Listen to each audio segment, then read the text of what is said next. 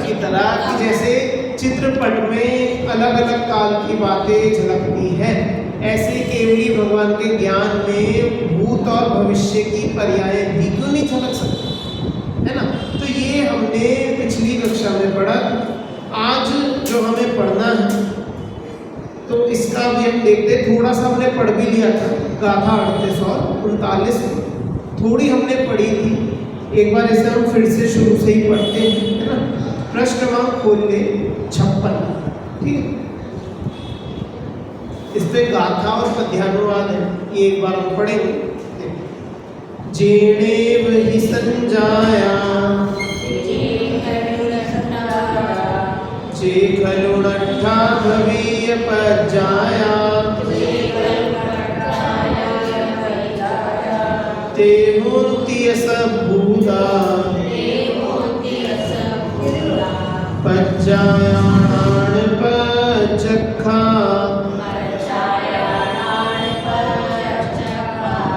जदि पचक्खम जादम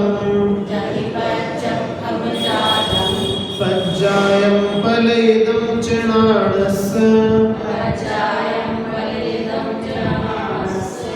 न भवति वातं नाणं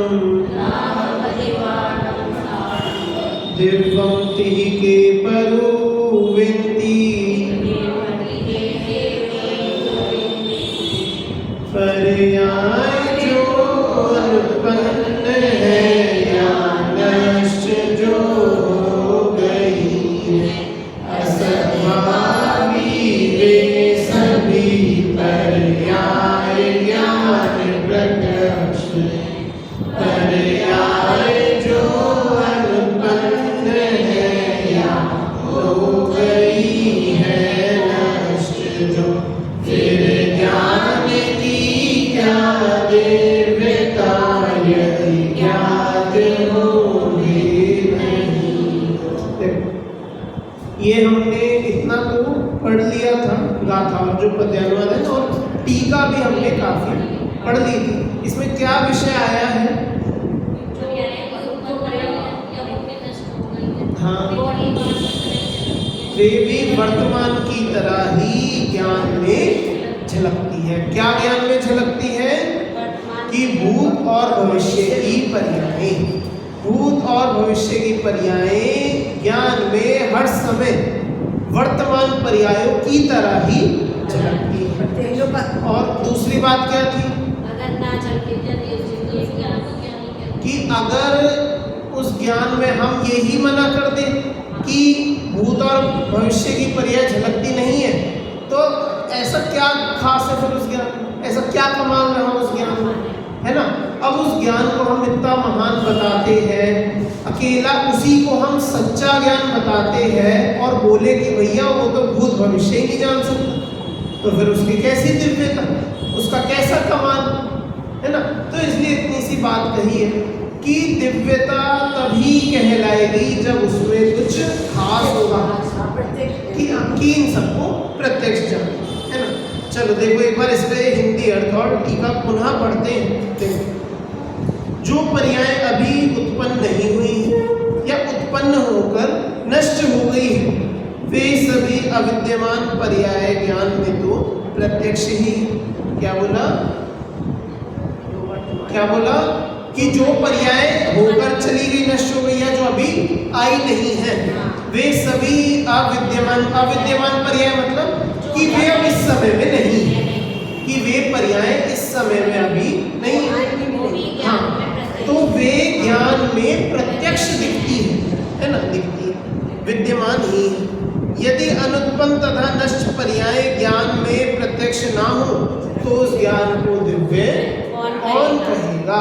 उसमें ऐसा क्या खास होगा कि कुछ भी नहीं है ना। चल अब देखो आगे क्या बता रहे हैं। उक्त गाथाओं का भाव तत्व प्रदीपिका में इस प्रकार स्पष्ट किया गया है।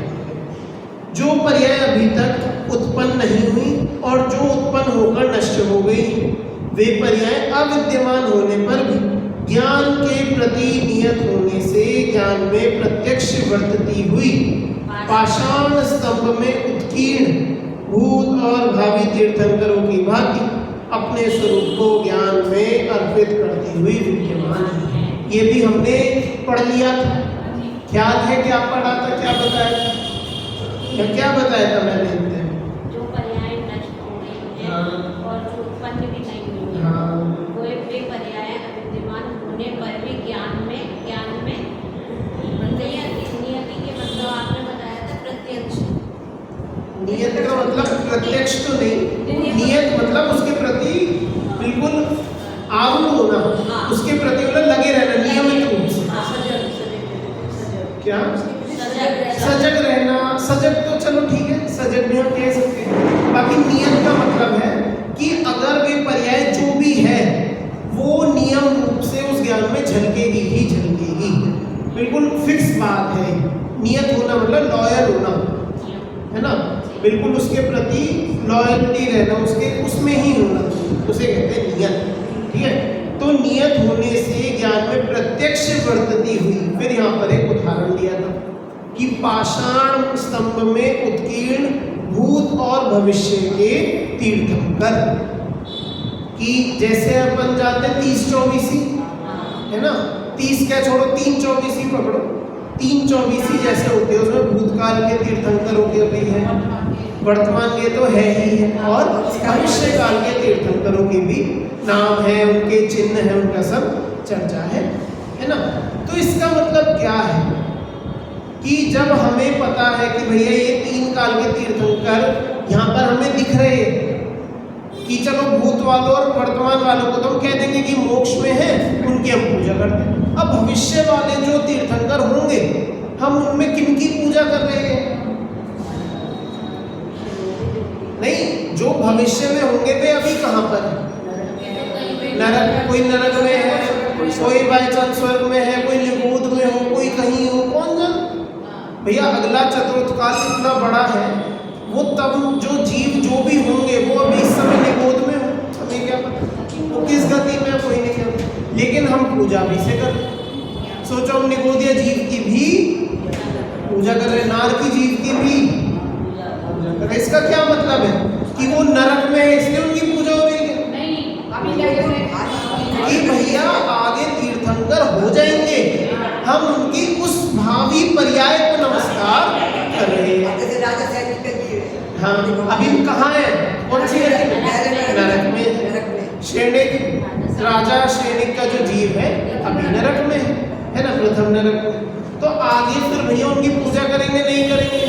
अभी करते हैं कि नहीं करते हैं? करते हैं। तो इसका मतलब क्या कि भैया जो उनकी पर्याय होगी अभी हुई ही नहीं है।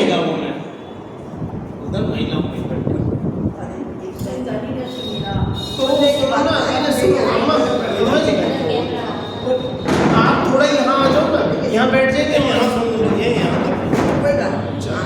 चलिए ठीक। देखो तो समझ में आया सभी को क्या बताया कि जैसे वो अभी जहाँ भी है, हम तो उनके उस तीर्थंकर पना होगा उसकी पूजा हम करते हैं। और होगा कि नहीं होगा? अच्छा कि होगा ही होगा, नहीं नियत तो हमारे की ज्ञान में झलक रहा है, इसकी नियतता थी वो अभी अलग है, बाकी उनका होना ना होना वो एक अलग नियतता है ना भाई। मैं अभी सवाल ये है कि वो तीर्थंकर बनेंगे कि नहीं बनेंगे? अब मान लो कोई उनके पूर्व भव के कोई वैरी हो, उसे पता लग गया कि ये जो अभी नरक में है ये आगे चलकर तीर्थंकर बनेंगे। अब वो सोचे कि मैं कुछ करूं और ये तीर्थंकर ना बने। भैया पता तो सबको लगेगा ही ना कि इनका तीर्थंकर इन्हें बनना है। अब कोई सोचे हम इन्हें रोक दे, हम इन्हें तीर्थंकर बनने से इन्हें कुछ और बना दे, इनके माध्यम से कोई और धर्म चला दे, कुछ और करा दे, तो कोई कौन बदल सकता है? कि वो बदलना अब कहो असंभव है। जो बात होनी है, जिस बात का पता है कि ऐसी होनी है तो वैसी ही होनी है, उसमें और कोई तरीका नहीं है ना।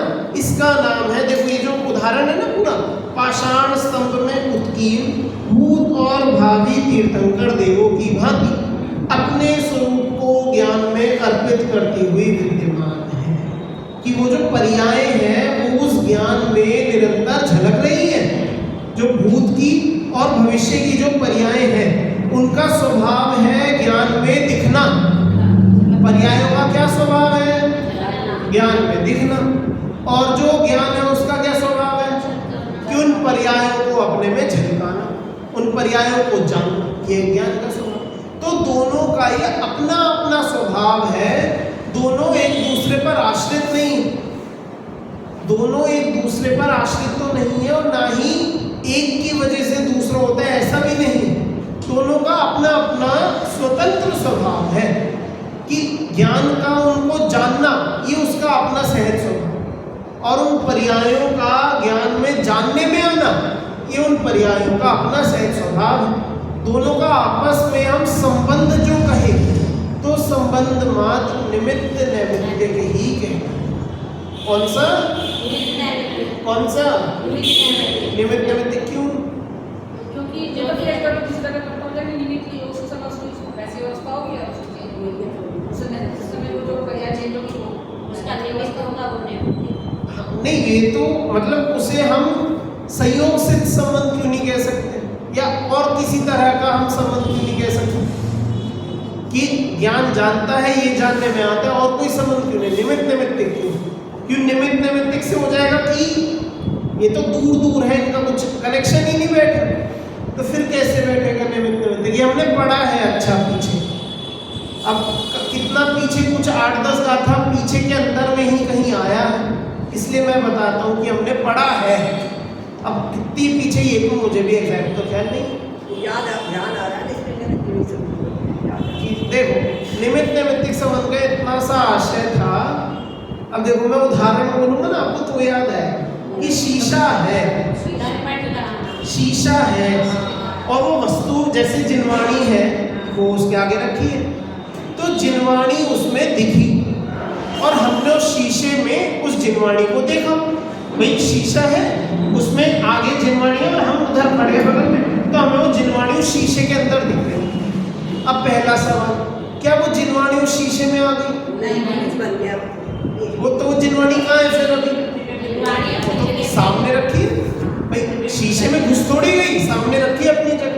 तो शीशे में क्या दिखा कि उस जिनवाणी का प्रतिबिंब दिखा। प्रतिबिंब मतलब उसकी झलक, परछाई, उसकी जो भी उसकी रोशनी से हमें वो चीज दिखी। तो जो हमने देखा, जो हमने जाना, क्या हमने जिनवाणी जानी थी? कि जिनवाणी तो नहीं जानी, उस जिनवाणी का एक रूप जाना। अब देखो ऐसे ही ज्ञान कि ज्ञान एक दर्पण है, ज्ञान एक शीशा है ना, और उस ज्ञान में भिन्न भिन्न वस्तुएं दिखती हैं, जानने में आती हैं। अब जो वस्तु जानने में आ रही है, क्या वो वस्तु उस ज्ञान में घुस गई क्या? ऐसा होता है क्या कि भैया हमने टेबल जानी आंखों से तो ये टेबल आंख में घुस गई, ऐसा हो गया क्या? ये ऐसा तो नहीं हुआ। तो फिर हमने क्या जाना कि उस टेबल का जो प्रतिबिंब मतलब उसकी जो परछाई अब ठीक है, रिफ्लेक्शन कह लो, जो उसकी जो रिफ्लेक्शन जो उस ज्ञान में झलकी, उस ज्ञान में से जो ज्ञाकार है, जो ज्ञानाकार बना, उस ज्ञानाकार को जाना। अच्छा, दूसरा सवाल, अब जिनवाणी वहीं रखी है, शीशा है, क्या शीशा उठ के उसमें घुस गया क्या? शीशा भी अपनी जगह है, शीशा भी कहीं नहीं है। ऐसे ही क्या ज्ञान उस वस्तु में जाकर बढ़ गया, घुस गया? इसका मतलब ज्ञान भी अपनी जगह है और ज्ञान जिसे जान रहा है वो वस्तु भी अपनी जगह। इसका मतलब क्या है कि इनमें वास्तव में आपस में कोई एग्जैक्ट संबंध नहीं है। कहो इनमें एक क्षेत्र का संबंध भी नहीं है, इनमें संयोग सिद्ध संबंध तो है ही नहीं, एक क्षेत्र का संबंध भी नहीं है, इनमें तो मात्र निमित्त नैमित्तिक संबंध है। ठीक है, जब हम अब ज्ञान की तरफ से बात करेंगे तो ज्ञान नैमित्तिक हो जाएगा, ज्ञेय निमित्त हो जाएंगे, और जब हम ज्ञेयों की तरफ से बात करेंगे तो ज्ञेय नैमित्तिक हो जाएंगे और ज्ञान निमित्त हो जाएगा, है ना। दोनों आपस में ही, दोनों का अपना अपना कार्य है। समझ में आया क्या कार्य है? कि ज्ञान तो उन चीजों को जानता है, ये ज्ञान का काम है, और वे सब वस्तुएं, वे सब पर्यायें उस ज्ञान में झलक रही है, जानने में आ रही है, ये उन पर्यायों का काम। समझ में आया? बहुत सरल, मैं यही कोशिश करता हूँ कि आपको जितनी सरल से सरल भाषा में समझ में आए, है ना। 26वीं गाथा में, चलो आंटी ने भी बता दिया 26वीं गाथा, मतलब कहने वाला ये था विषय भी ना हमने पढ़ा। देखो ये भी असद्भुत व्यवहार नहीं चाहता है। हाँ वो ठीक है, वो असद्भुत व्यवहार में से वहाँ पर ये आता है कि ज्ञान उनको जानता है। चलो ठीक है, वो देखेंगे आप। देखो आगे हम यहाँ पर, जिन्होंने अस्तित्व का अनुभव नहीं किया और जिन्होंने अस्तित्व का अनुभव कर लिया है, इसका मतलब क्या है? जिन्होंने अस्तित्व का अनुभव नहीं किया मतलब जो आज तक हुए ही नहीं, ऐसी कौन सी पर्याय है? भविष्य की। भाई जो पर्याय आज तक हुई नहीं वे भविष्य की पर्याय। और जिन्होंने अस्तित्व का अनुभव कर लिया कि जो हो चुकी होकर खत्म हो गई, वो कौन सी पर्याय? वो कौन सी पर्याय? भूतकाल की। कि जो पर्याय हो चुकी और जो पर्याय अभी हुई ही नहीं है, जो होंगी, है ना। ऐसी अनुत्पन्न मतलब जो अभी नहीं हुई है, और नष्ट पर्याय, नष्ट मतलब जो खत्म हो गई। तो ऐसे अनुत्पन्न और नष्ट पर्यायों को यदि ज्ञान अपनी निर्विघ्न अखंडित प्रताप युक्त प्रभु शक्ति से बलात् प्राप्त करे तथा वे पर्याय अपने स्वरूप सर्वस्व को अक्रम से अर्पित करे, इस प्रकार उन्हें अपने प्रति नियत ना करे, उन्हें प्रत्यक्ष ना जाने, तो उस ज्ञान की दिव्यता क्या है? ये समझ में है कि नहीं आया? देखो यहाँ शब्द थोड़े कठिन होंगे, इसे मैं आपको अपनी भाषा में बताऊँ। यह इतना सा बोला है कि यदि ऐसी पर्यायों को ज्ञान बल जोरी से ना जाने, अपनी ताकत से ऐसी पर्याय को ना जान पाए, और क्या बोला कि वे पर्याय अपने स्वरूप सर्वस्व को उस ज्ञान में ना डाल पाए, जो ये आने वाली पर्याय है या जा चुकी जो पर्याय है, वे अपने आप को उस ज्ञान में ना झलका पाए। समझ में आया? तो ऐसे ज्ञान की क्या दिव्यता? भाई ऐसा ज्ञान क्या कमाल। अब वर्तमान को जानना है तो हम भी जानो, तुमने क्या खास जाना? पूरे तीन लोग को अवधि ज्ञानी भी जानो, मना परे ज्ञानी भी जानो। अरे अवधि मना परे ज्ञानी भी कुछ पीछे के और कुछ आगे का काल भी जान सकते हैं। अवधि ज्ञान संबंधित विषय में ही पीछे के और आगे के काल को भी, भूत और भविष्य काल को वे भी जान सकते हैं। तो केवल ज्ञान क्यों नहीं जान सकते? नहीं, भविष्य वाले नहीं जानते। अवधि ज्ञानी तो रूपी पदार्थ को जो है वो जानेगा, तो आगे का तो उसका कोई मैटर नहीं, भविष्य का। तो पीछे का जान सकते हैं? पीछे का नहीं बंदो, नहीं, आगे पीछे का जान सकते नहीं जान सकते अवधि ज्ञानी भूत भविष्य, पिछले 8 भव और 7 या 8 भव ऐसे, और अगले 7 या 8 भव जान सकते हैं। आप देश काल की मर्यादा लिए अपने आत्मा से रूपी पदार्थों को प्रत्यक्ष जानना अवधि ज्ञान है। इसमें क्षेत्र के साथ साथ काल की भी सीमा है, और देशावधि, परमावधि, सर्वावधि, इनमें उनके अनुसार काल की सीमाएं भी निश्चित है। काल की सीमाएं निश्चित है। अब हम ये नहीं कह रहे आगे का अनंत काल जान लेंगे या पीछे का अनादि काल है, तो कितनी काल की मर्यादा है, कितनी मतलब देखो मैं कहने के चाह कि काल की मर्यादा सही थी, 7-8 भव आगे का, 7-8 भव पीछे का, अनंत काल नहीं कहते, 7-8 भव, इतना ही। तो इतने समय तक का अगर वे भी जान सकते हैं, कौन? अवधि ज्ञानी।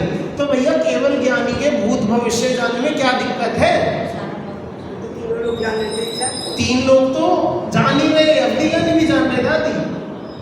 यहाँ हम कह रहे कि वे 3 काल को भी जान सकते। निमित्त ज्ञानी तो आगे की भी जानते हैं, तो निमित्त ज्ञानी, ज्योतिष ज्ञानी कहते हैं, इनके पास तो कोई खास ज्ञान भी नहीं है, मति शुद्ध ज्ञानी है, बताते थे क्या है ना। देखो बात समझ में आई कि इनका तो मति शुद्ध ज्ञान है, इनका तो अवधि ज्ञान भी नहीं, तो भी वे भविष्य की बिल्कुल सही सटीक जानकारी ज्योतिष ज्ञान वाले, निमित्त ज्ञान वाले दे देते हैं। तो इसका मतलब क्या है कि ये जान सकते हैं, सब जान सकते हैं भविष्य, बस एक भगवान नहीं जान सकते। बस एक भगवान को ही तुमने रोक दिया कि भैया भगवान नहीं जानेंगे, केवल ज्ञानी नहीं जानेंगे। तो ऐसा ज्ञान क्या कमाल का फिर? ऐसे भगवान कैसे भगवान? तो देखो बात इतनी सी समझनी है। देखो ये पढ़ता हूँ। इस कारण यह कहा गया है कि पराकाष्ठा को प्राप्त ज्ञान के लिए यह सब योग्य है। पराकाष्ठा समझते क्या? पराकाष्ठा मतलब अपनी लीग का टॉप, अपनी जो लाइन है, जो अपनी हमारी जो भी लाइन है, हमारी जो भी क्या बोलते हैं उसे करियर है, अपने करियर का टॉप उसे बोलते हैं पराकाष्ठा, जो सबसे ऊपर, उनसे ऊपर अब कोई भी ना हो। तो भैया जो अपने लाइन में, अपने लाइन मतलब आत्मा, उनका लाइन क्या, अपनी आत्मा को जानते हैं। तो आत्मा को जानने वालों में जो सबसे ऊपर है जिनका ज्ञान, भैया आत्मा को जानने वाले तो चतुर्थ गुण स्थान से, चौथे, पांचवें, छठे, सातवें, आठवें, नौवें, 10वें, 11वें, 12वें, 13, 14, तो ये सब ही आत्मा को जान सकते हैं। इन सब में जो सबसे ऊपर, जो इन गुण स्थानों के पार है भैया, उनके ज्ञान में इतना तो चाहिए ना योग्यता कि वो भूत भविष्य को जान सके। इतना तो योग्य है, इतना तो बनता है। समझ में? जैसे कोई बहुत दूर गया अपने किन्हीं रिश्तेदार के शादी में, बहुत दूर, ठीक है। अब वो वहाँ पर जाए, शादी अटेंड करे, वहाँ पर वो अपना वो लिफाफा विफाफा दे और वापस में जैसे कुछ देते हैं, भाजी मिठाई ये सब देते हैं, वो लोग उसे ना दे। और दूर से आए तो दूर से आने वालों को तो कंबल या कपड़े ऐसे कुछ भी दिया जाता। अब मान लो वो उसे ना दे, तो भैया इतना तो समझो, दूर ऐसे कोई दूर रिश्तेदार की शादी में जाए तो इतना तो बनता है ना। इतना मतलब इसमें कोई ये भी नहीं कहेगा कि वो उन्होंने मांगा ही नहीं तो हम क्यों दें। भैया इतना तो बिना कहे ही बनता है। योग्य बता रहा मैं, योग्य इतना तो चाहिए। तो ऐसे ही ज्ञान में भूत भविष्य वर्तमान को जानना तो चाहिए। मतलब इतनी छोटी चीज़ है भविष्य को जानना ज्ञान की। मैं ये नहीं बता रहा बहुत वो जानते हैं तो कोई बहुत विशेष बात है, भाई सब जान रहे हैं, पूरी दुनिया भूत भविष्य जान रही है, उनके लिए क्या बढ़ेगा। तो जैसे दूर शादी में जाएं और वहाँ पर कुछ मिलना बनता है, तो ऐसे केवल ज्ञानी के भूत और भविष्य को जानना बनता है, उनके लिए योग्य है इतना जानना। समझ में आई बात? कितना योग्य है, कितना बनता है ना।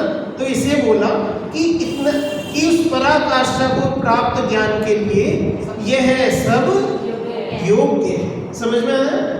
सभी को आया ना समझ? चलो देखो अब इसका हिंदी अर्थ और पढ़ते फिर आगे बढ़े। इन गाथाओं में न केवल ज्ञान की महिमा बताई गई है, अभी केवल ज्ञान का स्वरूप भी स्पष्ट किया गया है। समझ में आया? केवल ज्ञान की महिमा तो है और उसके बारे में भी बता दिया कि भैया क्या क्या जान सकता है। यद्यपि इन गाथाओं में बताई गई बात हाथ पर रखे हुए आंवले के समान स्पष्ट है, तथापि कुछ लोग शंकाएं आशंकाएं व्यक्त करते हैं। उन्हें लगता है कि इसे मान लेने पर तो सब कुछ निश्चित है, यह सिद्ध हो जाएगा। भैया भविष्य को जानना मतलब भविष्य एक ही भविष्य को जानना, बहुत सारे भविष्यों को तो जानते नहीं होंगे, तो इसका मतलब एक को ही जाना तो वो सब बातें फिक्स है ना। ऐसी स्थिति में हमारे हाथ में तो कुछ रहेगा ही नहीं। जब निश्चित ही हो गया हम क्या कर सके भाई, केवल यानी ने बता दिया अगली सब कुछ फिक्स है, तो भैया तुम्हारे हाथ में क्या रहा। तो उक्त संदर्भ में क्रमबद्ध पर्याय नामक कृति में विस्तार से चर्चा की है। जिज्ञासु पाठक उसका स्वाध्याय गहराई से करें। यदि अपने को शंका लगती है कि भविष्य फिक्स है, भविष्य निश्चित है, तो भैया हम क्या करें। तो इसका उत्तर आपको इस जिनवाणी में, इस पुस्तक में मिलेगा। इसका आप लोग स्वाध्याय करें। तो इसलिए तो इस क्रम में पर्याय का प्रयोग करते हैं कि वो क्रम जब पर्याय सबका निश्चित है कि ये पर्याय है तो साथ क्या रहा। हाँ देखो, अब पता है इसमें एक सवाल एक मैं मतलब अलग खड़ा करता हूँ जो इस पुस्तक में क्रमबद्ध पर्याय में नहीं है। मैं कहता हूँ कि क्रमबद्ध पर्याय बिल्कुल ठीक है, बिल्कुल सच है कि हाँ भैया सब कुछ जो आगे की पर्याय होनी है क्रम से ऐसी की ऐसी फिक्स होनी है। लेकिन मैं कहता हूँ मान लो अगर ये बात हम ना जाने या इसके बारे में हम ना पढ़े तो क्या हमें सम्यक नहीं होगा,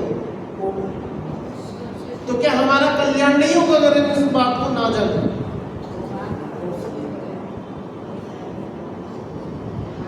देखो एक अलग सवाल है थोड़ा, ये हर कोई नहीं, देखो हम इसे कहते हैं, ये बात बिल्कुल सच है, 100% सत्य है, क्रमबद्ध पर्याय होती ही होती है, लेकिन इसे जानना जरूरी है क्या? ना जान भैया, हमें तो आत्मा का कल्याण करना है, भविष्य फिक्स नहीं है, इसे जानना जरूरी जानना तो आत्मा कैसे जानना जरूरी नहीं है क्रमबद्ध पर्याय को जानने से तो आकुलता खत्म होती है ना। चलो एक जवाब आया है कि क्रमबद्ध पर्याय जानने से आकुलता खत्म होती है। चलो ठीक, अब हम कहें कि इससे आकुलता किसी के बढ़ जाए, ज्यादा हो सकती है और क्या? हमने तो बहुत लोगों के यही सुना है कि क्रमबद्ध पर्याय तो भैया गलत है, इससे तो सुन के ऐसा अगर सच हो तो हमारे हाथ से सब कुछ चली जाए, हमारे हाथ में ताकत ही नहीं रहेगी, कुछ करने का फिक्स ही नहीं रहेगा, सब कुछ पहले से ही नियमित है, तो ये तो आकुलता बढ़ा देगी, तो होता आकुलता कम कैसे? अब देखो, मैं इस सवाल से मैं ये नहीं कहना चाह रहा कि आप क्रमबद्ध पर्याय छोड़ दो या मत पढ़ो, मैं कहना चाह रहा हूँ इस बात को समझो कि ये अपने लिए जरूरी है कि नहीं, और जरूरी है तो कितनी जरूरी है। डेली रूटीन में जरूरी है जानना। अच्छा, अपने डेली रूटीन में जरूरी है, कैसे? इससे यही फर्क पड़ेगा कि भाई जो व्यापार जैसे करते हैं, जिनको जो होना है वो निश्चित है, तो आकुलता तो मत करो।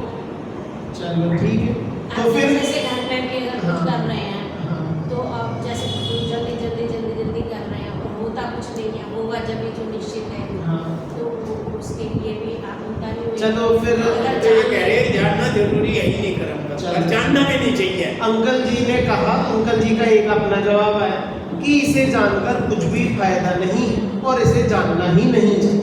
चलो, अंकल जी ने ये निष्कर्ष पर आए, आपसे अभी हम बात बोलेंगे।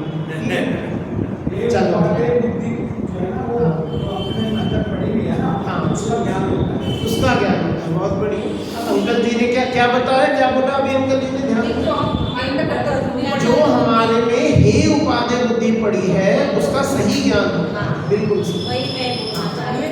किसी कार्य करने के लिए पुरुषार्थ तो होगा। अब देखो, अब ये नया सवाल आंटी कि भैया अगर सब कुछ निश्चित है तो पुरुषार्थ ही क्यों? पुरुषार्थ तो होगा।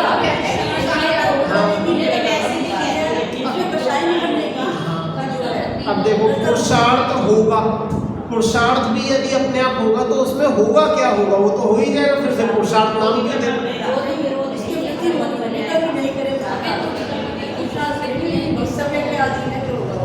चलो ठीक, अब देखो मतलब आपका कहने का मतलब ये है कि पुरुषार्थ करना हमारा काम है, और उसका जो फल की जो हम उम्मीद करते हैं, तो फल की उम्मीद नहीं होगी कि जो होना होगा, कि पुरुषार्थ तो हम ही करें और होना होगा तो हो जाएगा, नहीं होना होगा तो पुरुषार्थ पे जोर देना चाहिए।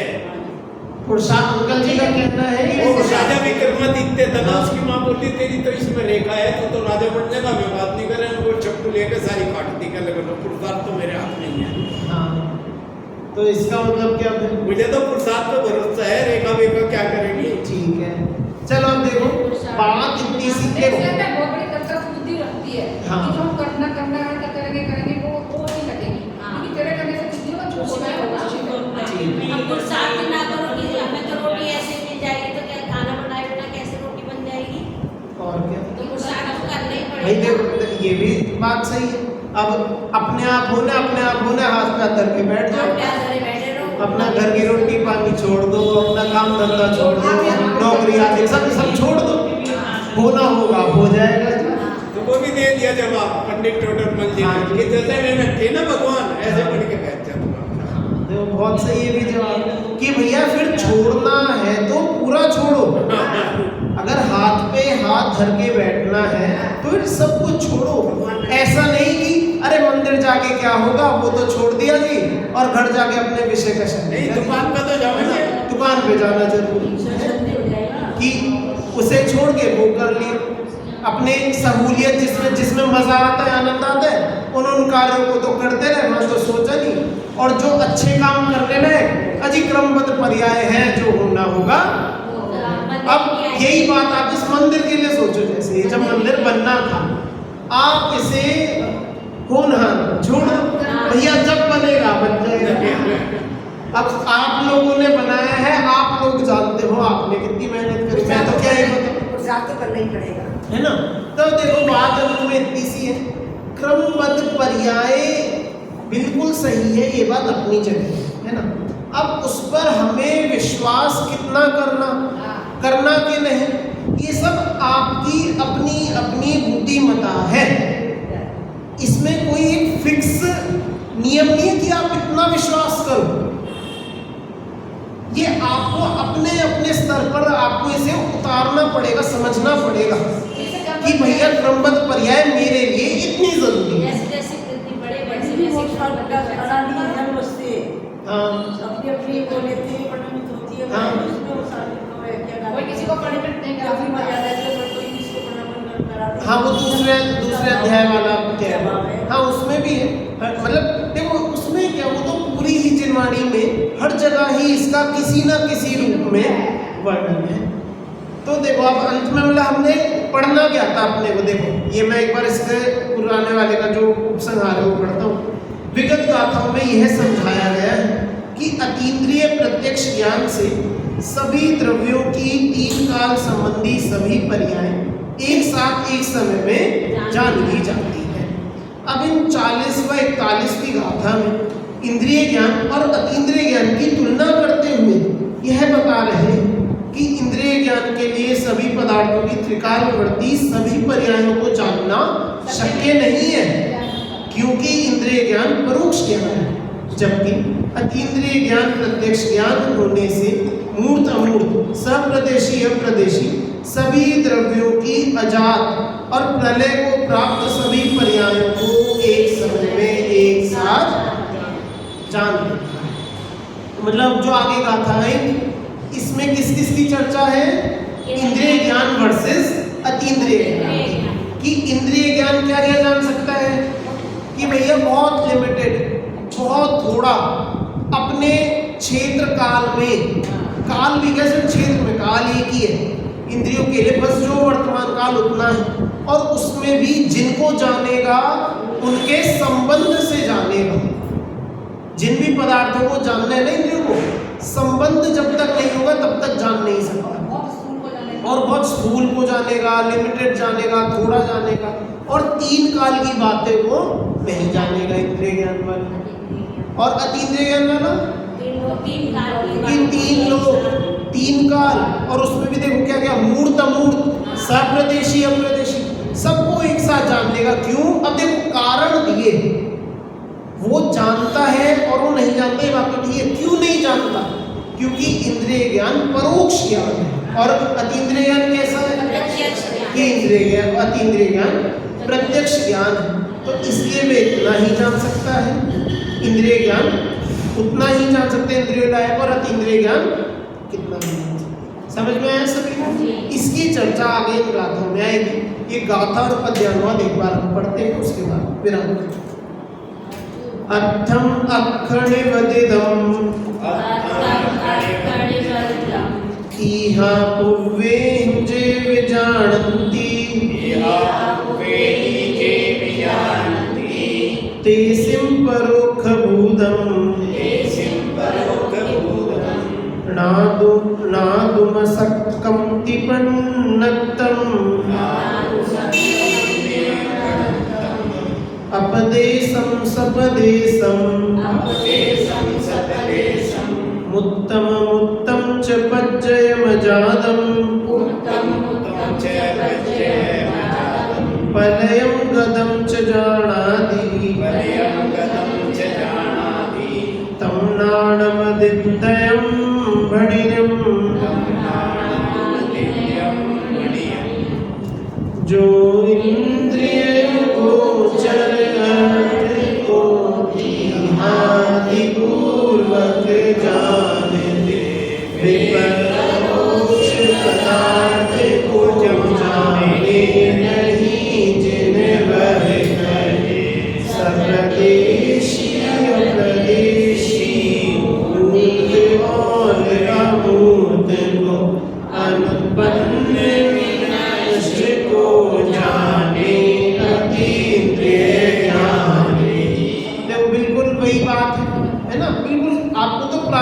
में ही बहुत सारे शब्द तो वहीं ऊपर ही ठीक वो गाथा में समझ में आ गए होंगे कि जो अर्थ को अक्षण विंदियम अक्षणी वदिदम, मतलब इसका मतलब क्या कि अक्ष मतलब अक्ष, अक्ष मतलब इंद्रियां, अक्ष मतलब सिर्फ सारी इंद्रियां, तो जो अक्ष पूर्वक उन इंद्रियों से पूर्वक होकर जानता है। ईहा आदि पूर्व, ईहा पूर्वेहिम मतलब ईहा अवग्रह आवाय धारणा इनके माध्यम से जानता है। जे विजान आदि जो जानता है, तेसिम परोक्ष कि वे सब क्या है कि वह परोक्ष ज्ञान है। ना तुम सक्कमति परिणतम मतलब कि वह उन पदार्थों को सही जानने में शक्य नहीं है। ये बोला ना, नादुम सक्कम जानने में शक्य नहीं है, ऐसा कहा गया है। किन पदार्थों को? कि जो पदार्थ केवल ज्ञान में जानने में आ जाते हैं, जो पदार्थ प्रत्यक्ष ज्ञान में जानने में आ जाते हैं, उनको यह ज्ञान नहीं जान सकते। अब फिर क्या होता है? अपदेशम सपदेशम मतलब जो अप्रदेशी है और सप्रदेशी है ना, ये क्या होते हैं? अप्रदेशी सप्रदेशी जानते हो? अरे मूर्तम मूर्तम नहीं, अप्रदेशी सप्रदेशी किसे कहते हैं? सप्रदेशी द्रव्य को कुछ कहते हैं, क्या कहते हैं? सप्रदेशी अस्थिकाय, अस्थिकाय पढ़ा नहीं क्या? अस्थिकाय अनस्थिकाय नहीं पढ़े? अस्थिकाय किसे कहते हैं बताओ? कौन कौन से क्यों कहते हैं, क्या क्या परिभाषा अस्थिकाय की? सप्रदेशी द्रव्यों को अस्थिकाय कहते हैं और अप्रदेशी द्रव्यों को अनस्थिकाय नास्तिकाय कहते हैं। तो 5 अस्थिकाय कौन से होते हैं?